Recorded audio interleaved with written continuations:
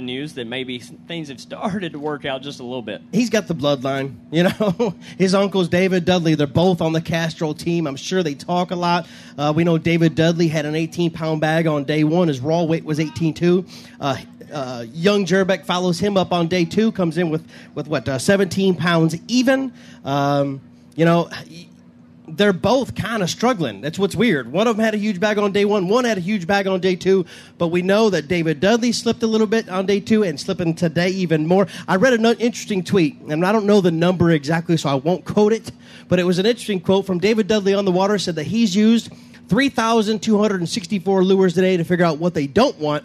Only 1,249 more lures to go to see what they will bite. So if that tells you anything, what David Dudley's under, what Philip Jerbeck, but Jerbeck was fishing deep. He was fishing a drop shot in the brush piles. Like you said, he has abandoned that. He switched over to a Carolina rig. But the positive thing is he made an adjustment. As soon as he switched to the Carolina rig, he boated his second keeper.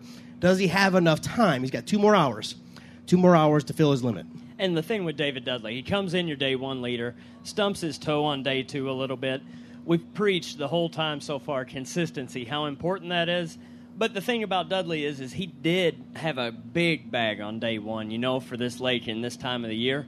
And so that may be enough. Even though the tough day two, the possible tough day three, he still may be able to get inside that top 10 range just with that day one bag. That day one weight of 17.14 is going to drive him through the weekend, I think. Unfortunately, 6 pounds and an ounce yesterday, only 3 fish. As long as he can salvage somewhat of a day, put a couple, 2 or 3 fish in the box, that day one weight might carry him over to day 4. We do know for a fact, though, that there are some guys that are not planning on leaving the top 10 for sure. Scott Canterbury, your Straight Talk Wireless Pro, has had one of those days on a day 3 like you just begged for, and he is having that kind of day today. We've talked about it with every guest that we've had today.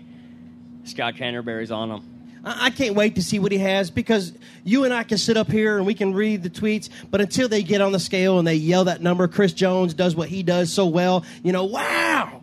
When we really see what he has to offer, kind of recap everybody for the day, we know about 8, 9 o'clock in the morning, he had 3 keepers in a live well. He was off to a good start, but around 11 o'clock, he caught what they call a game changer.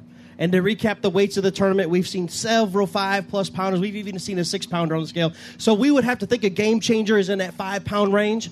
So that puts him in our estimations at about 13 pounds. Since then, we know he's caught 5, 6, 7 keepers throughout the day. He's called a couple times. It's going to be exciting to see what he brings to the scale. And he's coming. He's coming from 9th place. He had 21 pounds. He was only 5 pounds behind our leader, a struggling leader. Watch out, for sure. Another man, we've been talking about him all day today, Casey Ashley, having the kind of day he needs to have. We will cut after the weigh-in today to our top 10 boaters. We've got 20 boats out there on the water right now. After today's weigh-in, it'll be down to the 10. So Casey Ashley is a guy that is, he knew what he had to do.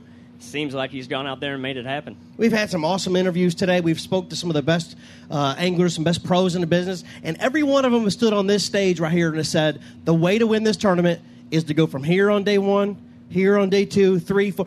The guys that catch them better every day are the ones to watch. And Casey Ashley had 9 pounds on day 1, followed it up on day 2 with 11.4. We already know he's over 12 pounds on day 3. He's one of the local guys that we've been talking about since this thing started, fantasy fishing, pre-fish picks. So Casey actually, he knows more about this lake than probably anybody else in the top 10 or anybody else in the tournament up to this point, except the Prosperity South Carolina pro, Anthony Gagliardi. And there you go, we got big question marks right here beside his name.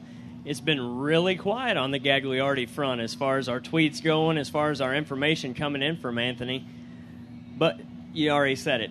He's as local as you can get in this tournament. He knows the places where the fish are. He's fished this lake probably 1,000 times this time of year before in the past. You can't. We were here back in 2008, and unfortunately, he did not have the tournament he wanted. I think he ended up in 31st place. But what is very interesting about that, he has said it on our podcasts. He fished one way and one way only. He knew for sure he was going to win the Forrest Wood Cup back in 2008 fishing that way. He learned his lesson. He said, I've got to put together a game plan that if Project X shows up, I've got to have a Y. If Z comes in, I've got to have a plan B. You know what I mean?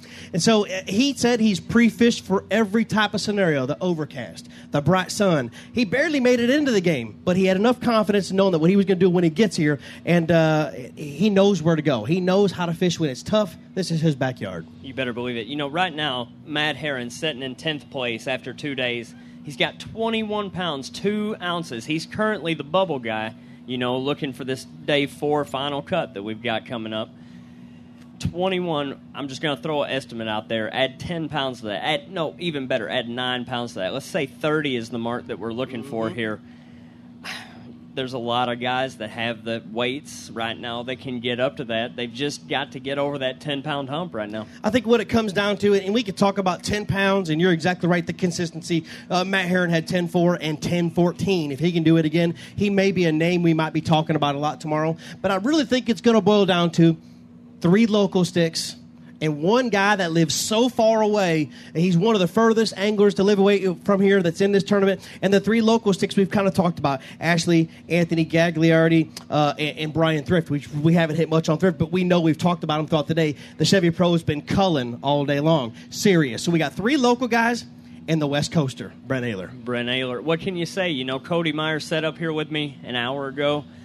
Cody said he's scary to fish around or against or anything. He was like, this guy has got it going on, and once he starts getting in this groove, it's hard to get him out of it, and I think that's what you're seeing right now. We're watching the hammer go down. The first statements we made, it's time, and Brent Ayler, it's time to make a move. I think he's putting himself in position to get so far out of range from these other guys. I know we talked Scott Canterbury up a lot at the open of this segment, but Brent Ayler, we know he keeps culling 3-pounder after 3-pounder after 3-pounder.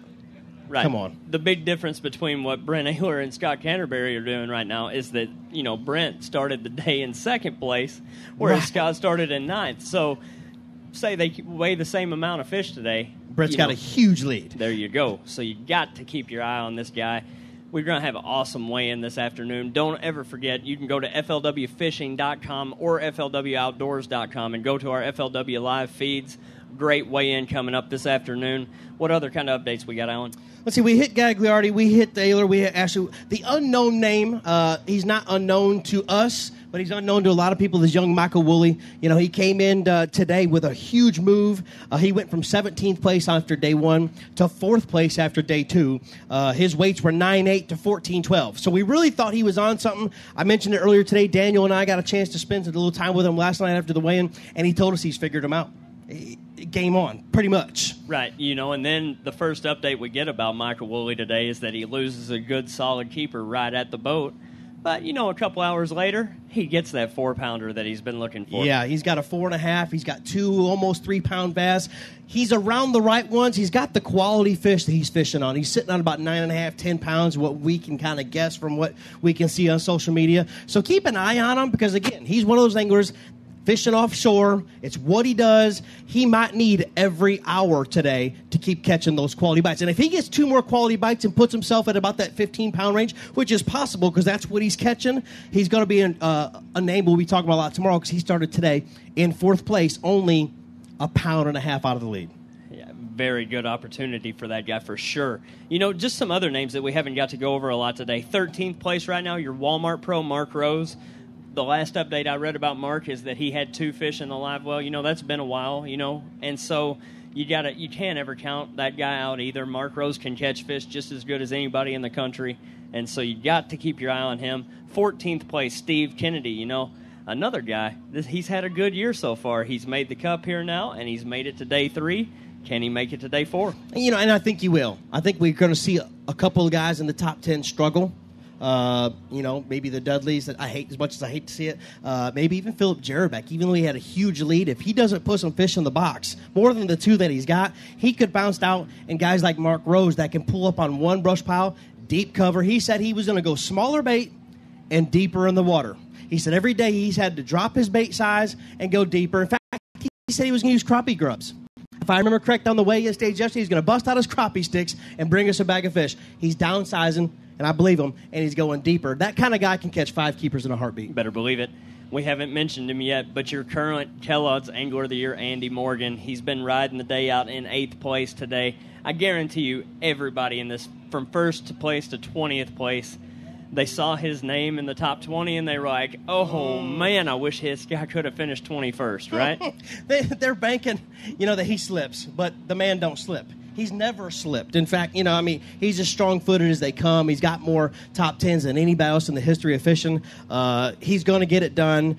He'll figure a way. He'll find out a way. He fishes shallow, and we do know that Randall Tharp caught a fish yesterday that was 6 pounds and 4 ounces in the afternoon.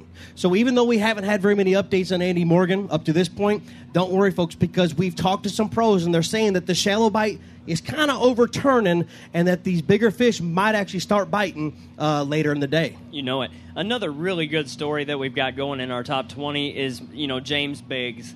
James is your TBF champion. What that has meant for him is he has already gone on to compete in the All-American, had a blast there, and now here he is here at the Forrest Wood Cup and made a top 20 just like that. It is what it is. He's living the dream. Right, he won the Living the Dream package to the TBF National Championship. Right. So he fished the TBF National Championship, which is a huge accomplishment because it comes from your local club to your 6-man state team competition. You got to win that. Then you come over to the BFL All-American. I mean, it's just a huge deal. He's going to be fishing on the FLW Tour next year. We can't do what we do without the TBF. The Partners in Bass Fishing, thousands and thousands of members. But Biggs has definitely promoted himself, the TBF, the BFL, and now here we are. He's in the top 20 at the Forrest Wood Cup. What a ride. You know it. We've got a weigh-in coming up. We've got a time of 1:15 right now, or 2:15 is our time. Weigh-ins at 5 o'clock this afternoon. We won't be back for any more updates between now and then. Leave a little bit of suspense. A lot can happen in a couple hours, though, right, Alan? It's going down. And like I said, it's time, right?